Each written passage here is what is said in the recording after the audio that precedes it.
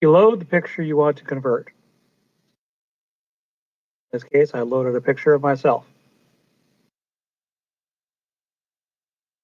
We're going to now make a copy of that image by hitting Control J, which makes a copy in a layer. And we open up a balance for hue and saturation, and we're going to set our saturation to -100, which usually knocks out most of the color, if not all. We're then going to open up the layer style for the layer we're working with. In this case, it's layer 1. And we're going to look at the blend mode and set it to color dodge.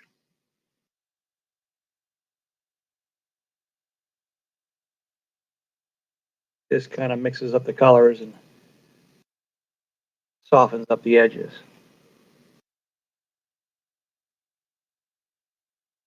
Then we're going to invert the image. It's going to go almost, it's going to look like a negative. All right, that's what invert means. And in order to bring the sharpness back, we're going to use a filter, a Gaussian blur filter. And to get the detail that we want, we're going to set the radius to a relatively low number. The higher the number, you get washout. But you can slide it back and forth depending on what your image is and get the look that you want. See, if it's really high there, it whitens it out.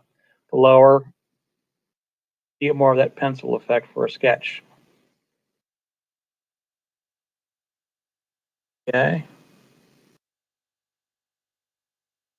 That's looking good right about there.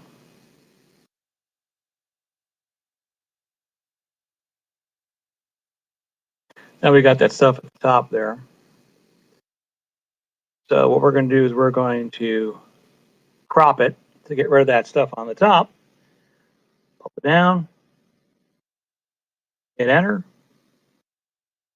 And we are done. Thank you for watching the video.